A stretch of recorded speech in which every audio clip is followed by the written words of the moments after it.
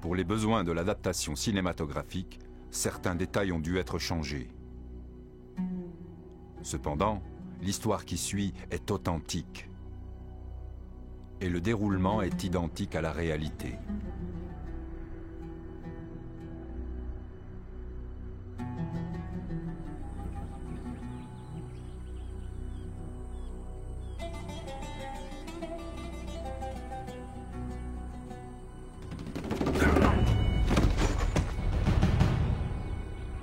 L'attaque par surprise est la clé de la victoire. Vous devez passer à l'action tellement vite que votre ennemi n'a pas le temps de réagir. Assurez-vous que vous tranchez bien d'une artère à l'autre. Soyez déterminé et énergique. Ne lui faites pas de cadeau. Nous vivions et nous étions entraînés dans le désert pour une seule raison. Retourner en Égypte et renverser le gouvernement. Nous étions prêts à faire face à toutes les difficultés. Pour l'amour d'Allah. Nous n'avions rien d'autre en tête que l'appel de l'islam.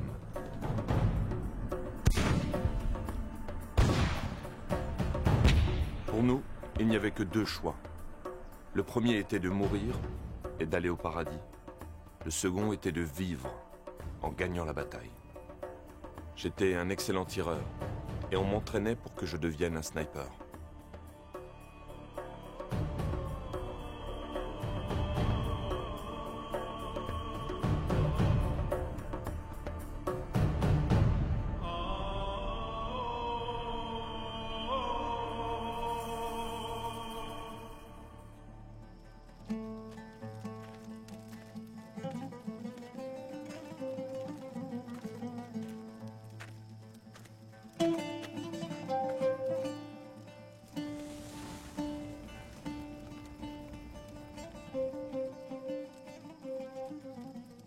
Et quiconque combatte dans le sentier d'Allah, tué ou vainqueur, nous lui donnerons bientôt une énorme récompense. Mustapha, ton frère est au paradis. Cette certitude doit te réconforter, mon frère. Et ne dites pas de ceux qui sont tués dans le sentier d'Allah qu'ils sont morts. Au contraire, ils sont vivants. Mais vous en êtes inconscients. Salam alaikum, Émir. Wa alaykum as-salam. Et qu'Allah vous protège. Comment va l'entraînement, mes frères? Tout va bien, Émir. Qu'Allah soit loué. Asseyez-vous. L'émir nous rendait visite régulièrement. Il venait voir où nous en étions avec l'entraînement.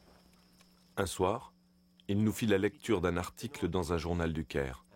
Il relatait l'arrestation d'un groupe de missionnaires qui étaient accusés d'avoir voulu convertir des musulmans dans un de leurs hôpitaux, en leur proposant des relations sexuelles et de l'argent. Des relations impures. À mort les infidèles!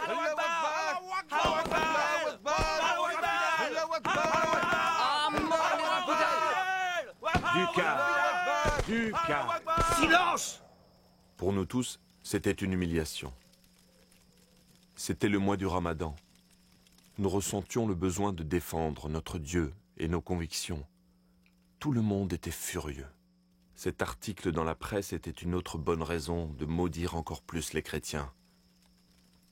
Les chrétiens prétendent que... Nous avons fait le vœu de mettre un terme à l'évangélisation des chrétiens, quel qu'en grâce à soit le leur prix. Bible, c'est eux qui la possèdent. Ils croient que ce livre révèle la parole de Dieu. Mais l'émir écarta la confrontation militaire. Il proposa une confrontation de logique, qui consisterait à écrire un livre prouvant que la Bible avait été modifiée et ne pouvait donc pas être prise au sérieux. Si on essayait d'écrire un livre prouvant que des changements ont été faits dans leur livre, Et qui pourrait écrire ce livre-là?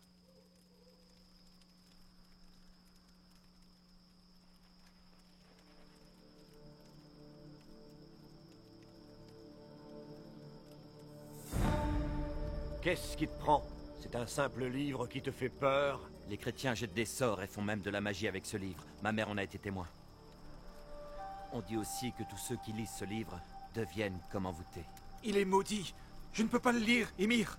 Non, non, je ne peux pas le faire. Attention, ceci est ma volonté. Si tu crois en Allah, et si tu crois au dernier jour, tu dois faire comme je dis, Khalil. Non, Émir. C'est impossible. Non, non. Khalil, Non, Émir, je vous en prie. Trouvez quelqu'un d'autre pour ce travail. c'est une mission très importante. Et avec toi, je sais que ça ira. Tu es le seul capable d'écrire ce livre, j'en suis convaincu. Sans doute. Et vous me demandez de les aimer, de penser comme ces infidèles. Je peux pas. Si vous me dites de tuer les chrétiens d'Égypte, je le ferai avec plaisir. Mais lire ce livre maudit est au-dessus de mes forces. Tu es un grand croyant. J'admire ta foi en Allah. Elle est remarquable, c'est vrai. Mais tu fais erreur en te laissant aveugler par ton grand zèle spirituel. Je le vois bien. Tu ne sais plus discerner le bien du mal. Te rends-tu compte du très grand honneur que l'accomplissement de ce devoir t'apportera, sans parler du respect de tous tes frères? Tu seras le premier à exposer tous les mensonges colportés par les Juifs et les chrétiens. Pour ce travail, tu recevras 500 livres par mois, que je te remettrai moi-même.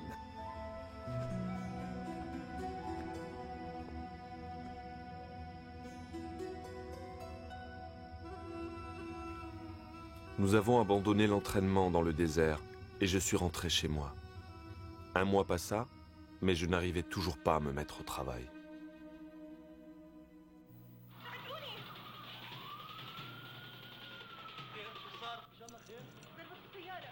Dites-moi, qu'est-ce qui s'est passé dans la série? Cette pauvre femme, Oh, qu'est-ce figure-toi qu'elle que a? son fils vient d'avoir un accident et il est dans le coma. C'est horrible. Pose ça et regarde avec nous, maman. الحمد لله بس حبيت اقول لك اني اليوم صرت اتاخرت على الشيفت تاعي سمعت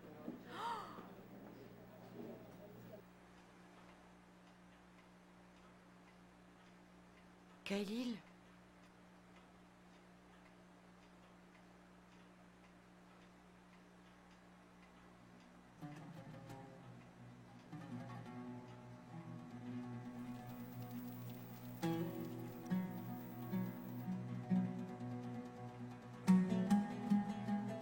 Je vous ai dit de ne pas regarder ces programmes mais hérétiques. c'est pas ce que tu crois. C'est ta sœur. Tu n'y touches pas. Hérétiques!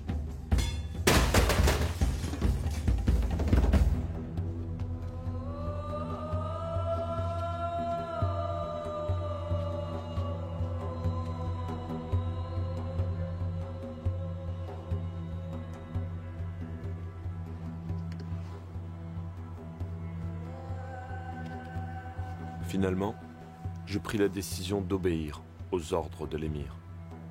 Je lui devais obéissance. Alors j'ai commencé à accomplir ma mission. Mais je ne savais vraiment pas par où commencer.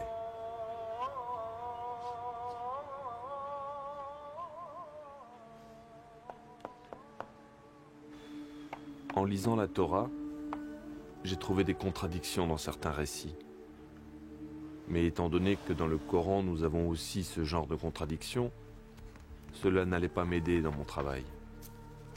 Si nous disons que ces erreurs rendent la Bible moins crédible, nous devons juger le Coran avec les mêmes critères. Alors j'ai continué de chercher des erreurs plus importantes. Mais je n'en ai trouvé aucune. Ensuite, j'ai lu la Bible en entier.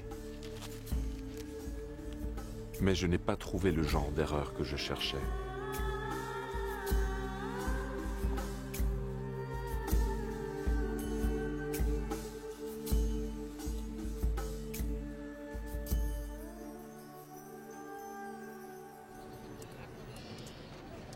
Il n'y a pas un seul verset dans le livre des chrétiens qui mentionne la venue du prophète Mohammed ou Ahmed. Je t'ai apporté quelque chose. Je crois que c'est ce qu'il te faut. Tiens, Démontrer la vérité. dans ces livres, il est fait référence à 26 passages des livres religieux dans lesquels est mentionné le nom du prophète Mohammed. Salut et bénédiction sur lui. Salut et bénédiction sur lui. Ces références apparaissent dans la Torah et les évangiles. Dommage que je les ai pas eus avant. C'était mieux ainsi. Je voulais que tu lises d'abord la Bible en entier. De cette façon, tu la connais et tu peux en discuter. Quand tu publieras tes conclusions, tu seras capable de les expliquer. Khalil, mon fils, ce livre que tu es en train d'écrire n'a rien à voir avec tous les autres livres. On n'a jamais écrit de manière aussi directe sur ce sujet. Si Allah le veut, nous aurons de bons résultats. Si Allah le veut, j'ai pleine confiance en lui. Il nous aidera.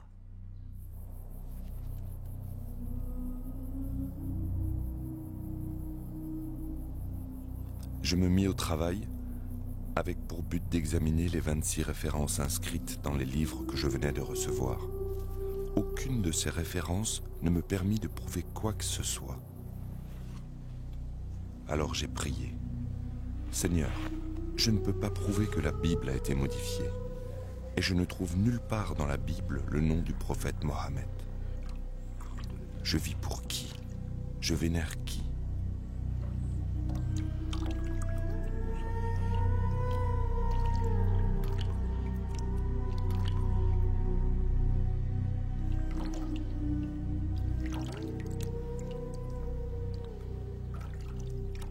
Et j'ai pensé, si la Bible est le vrai livre de Dieu, alors quel est l'avenir du Coran?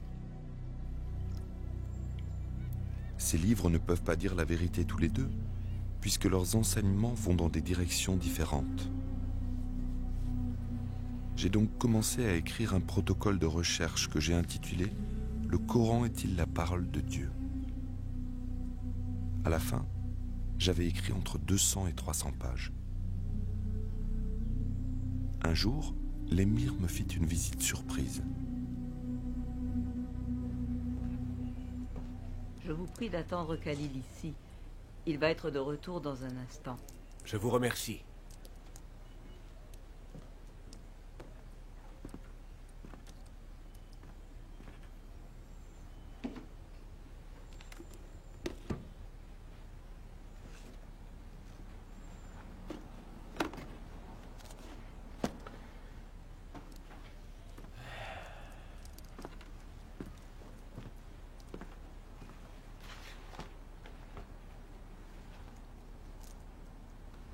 Gloire à Allah. Il a enfin commencé l'écriture du livre.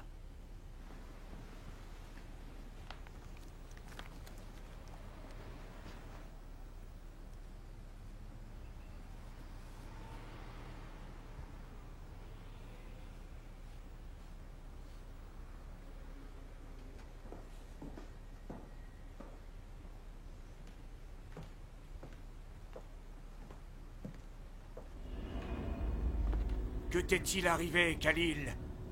Qu'est-ce que tu écris? Tu vas pas me dire que le Coran n'est pas la parole de Dieu?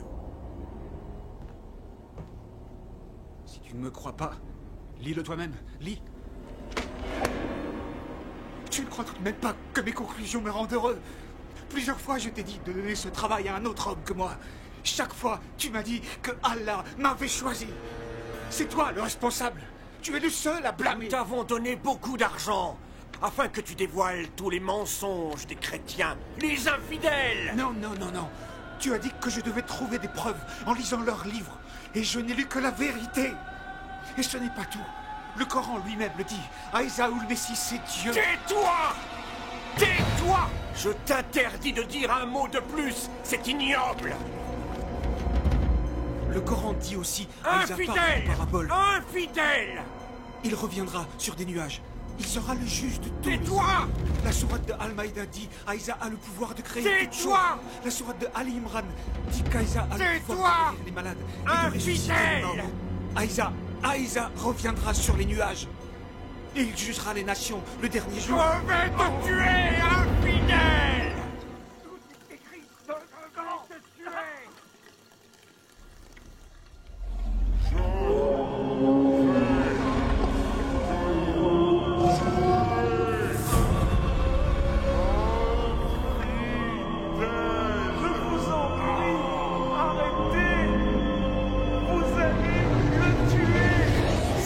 Tuer, infidèle, je vais te tuer!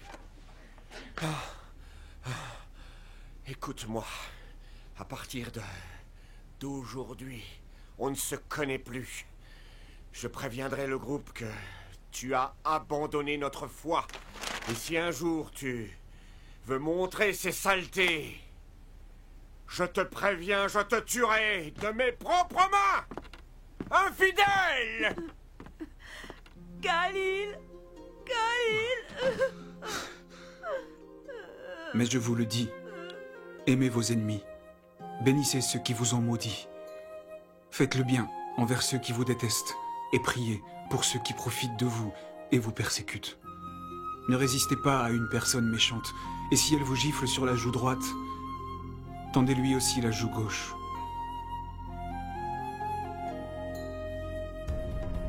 Combattez les infidèles, car ils n'ont pas la foi. Combattez les polythéistes de la même manière qu'ils vous combattent. Combattez ceux qui ne croient pas en Allah. Combattez, combattez, combattez. Même s'ils sont des pères, des fils et des maris, tuez-les.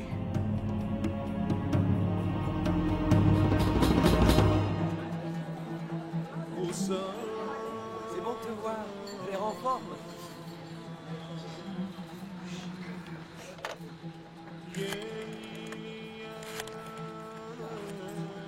Joue une musique plus gaie. Allô, Timothée? C'est Khalil. Non, ça va. J'avais envie de parler avec toi. Bonjour. Un jour, j'ai téléphoné à Ça un va collègue bien de bureau qui était chrétien. Et Ouais, celui-là, ça va toujours. t'as pas envie d'essayer? Si tu veux. J'espérais qu'il pourrait me parler des évangiles, mais il prit Non, peur tu et n'y es pas. raccrocha. Je voudrais que tu m'en parles, c'est tout. Puis je découvris avec stupéfaction qu'on m'avait volé ma mallette, qui contenait ma carte d'identité et ma Bible. Vous avez vu ma mallette? Quelqu'un a vu une mallette? Une manette? Oui, vous l'avez pas vue? Je l'avais posée là. Non, j'ai rien vu. C'était si important. Oui, il y avait ma carte d'identité et ma Bible. Eh, revenez.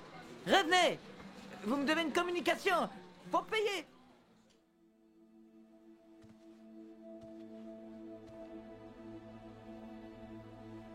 Dieu, entends ma prière. Montre-moi le chemin. C'est tout ce que je veux et toujours voulu. Je veux te connaître et te servir de tout mon cœur. Je t'aime depuis mon enfance. J'ai mis ma vie entre tes mains. Je suis confus. J'ai besoin de toi. Je sais que tu es un Dieu. Mais es-tu celui des musulmans ou celui des chrétiens? Si tu es le Dieu des musulmans, fais en sorte que j'oublie mes doutes sur l'islam. Et si tu es le Dieu des chrétiens, fais que dans mon esprit vienne la lumière. Montre-moi la vérité. Je t'en supplie, Dieu.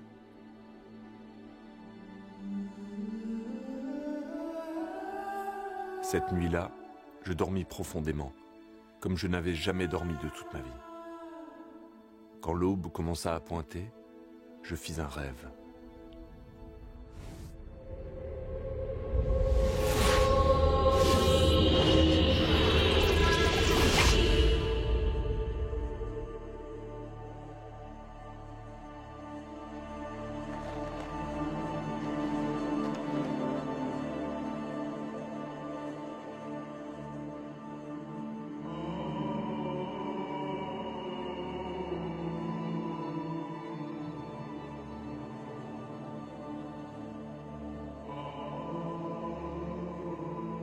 Tu as toujours des doutes à mon sujet. Qui es-tu? Je suis celui que tu cherches. Je ne m'en souviens pas. Tu lis le livre. Oui, je l'aime beaucoup. Oui, je le sais. Je ne l'ai plus. On me l'a volé. Le livre ne peut jamais être perdu. Lève-toi et ouvre ton armoire. C'est là qu'il se trouve.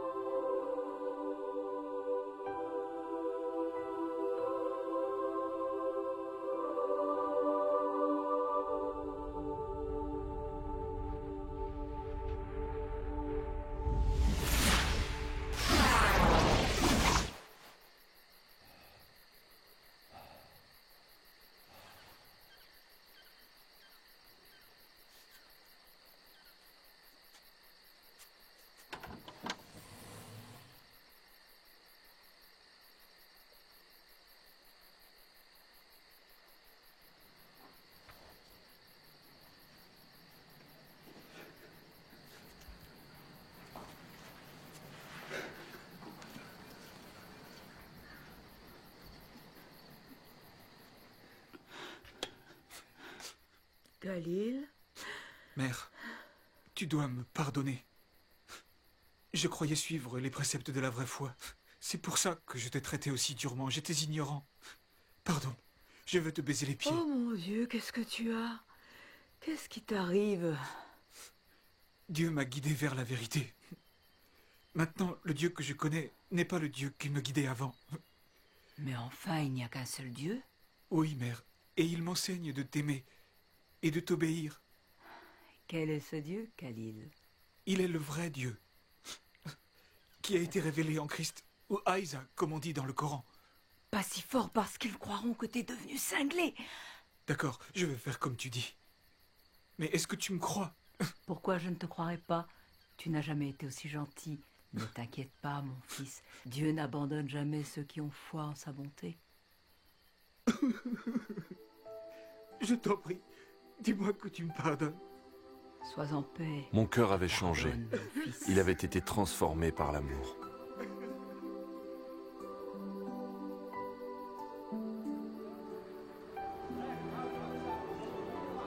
Je ne pouvais plus dormir. Je me suis promené jusqu'au matin.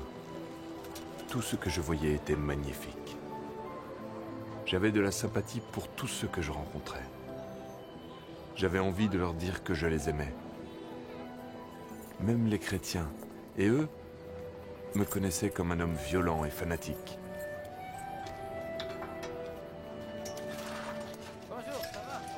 Bonjour, Georges. C'est moi, Khalil. On n'est pas encore ouvert. Ne crains rien, C'est c'est pas moi. encore ouvert. Je suis venu te parler. Je viens C'est pas implorer encore ton pardon. ouvert. Je t'en supplie. On pourrait pas en parler plus tard? J'ai changé. Je le vois. Je ne suis plus le même. Avant, j'en voulais à tous les chrétiens. Je te demande de me pardonner. Pardonner, car tu as changé. Oui, j'ai changé. Je te demande ton pardon. Je ne le mérite pas, mais je t'en prie, pardonne-moi. J'ai changé. Alléluia. Ça veut dire quoi? Tu le sauras. Laisse-moi te regarder. Que t'est-il arrivé? J'ai changé, s'il te plaît. Approche. Pardon. Bien oui, je te pardonne. Pardon. Entre. Je te Je remercie. t'accorde mon pardon. À partir de ce jour, j'ai réellement commencé à changer. Ceux qui vivaient dans mon entourage, comme ceux avec qui je travaillais, tous voyaient le changement qui s'était produit en moi. J'avais été un homme odieux, irascible. J'avais mis le feu aux églises et j'avais pillé des boutiques. J'avais commis des actes d'une extrême violence. Mais Christ avait changé ma vie. Quand je me suis mis à agir selon les Écritures de la Bible, je suis devenu une personne aimante.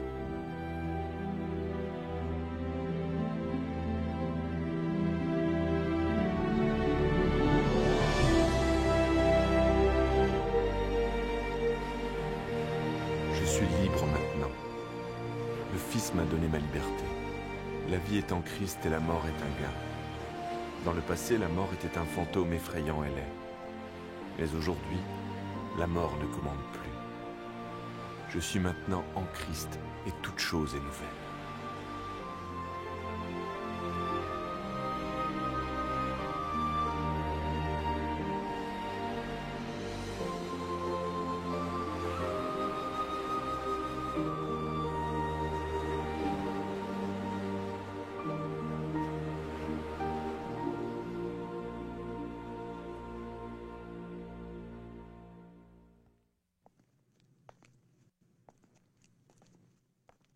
Est-ce que le léopard peut changer ses taches?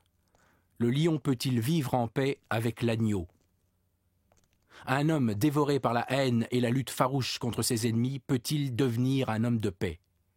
Dans le cas de Khalil, toutes ces questions ne lui ont jamais traversé l'esprit. Jusqu'à sa rencontre avec le prince de la paix, le Seigneur Jésus-Christ. C'est impossible d'un point de vue humain? C'est ce que vous vous dites? Oui, mais avec Dieu, toute chose est possible. Cela me rappelle un homme, appelé Saül. Comme Khalil, il était grossier, violent, mais très instruit. Il prit la décision de tuer les chrétiens de sa région. Il participa à l'assassinat de plusieurs d'entre eux jusqu'au moment où il comprit qu'il ne luttait pas contre les hommes, mais contre Dieu. Dieu mit littéralement Saül à genoux.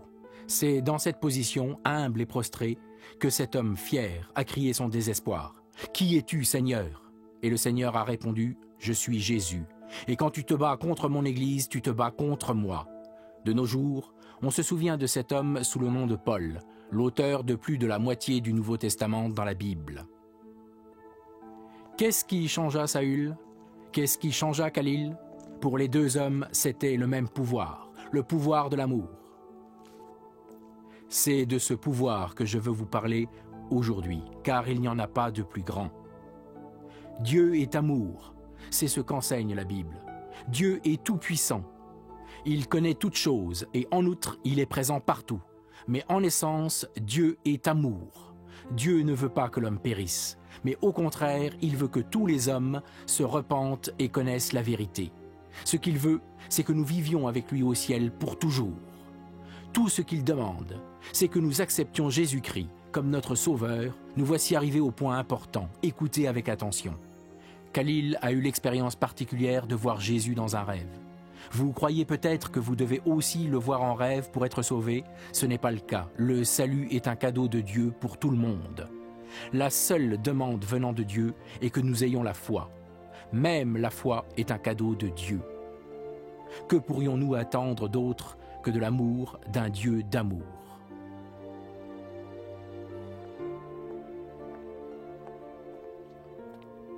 Aimeriez-vous recevoir le cadeau de la vie éternelle? Aimeriez-vous être pardonné de vos fautes et aimeriez-vous devenir un membre de la famille de Dieu? Le Dieu d'amour vous écoute, il ne repoussera personne venant à lui en toute sincérité. Quoi que vous ayez fait ou pas fait, Dieu désire vous amener jusqu'à lui. Il est le Dieu d'amour et son amour parfait absout nos péchés, peu importe ce que nous avons fait. Priez avec moi, prions. Dieu, tu sais combien je t'aime. Mon Dieu d'amour, pardonne mes péchés et donne-moi la vie éternelle. Compte-moi parmi ceux qui t'acceptent comme leur sauveur. Que toute la gloire et l'honneur te reviennent, ô Dieu, pour le précieux sang de Jésus versé pour nous sur la croix. Amen. Frères et sœurs, si vous avez prié avec moi, soyez certains que Dieu est dans votre vie et que vous êtes parmi ceux qui sont sauvés. Jésus sera la fontaine de votre vie. Amen.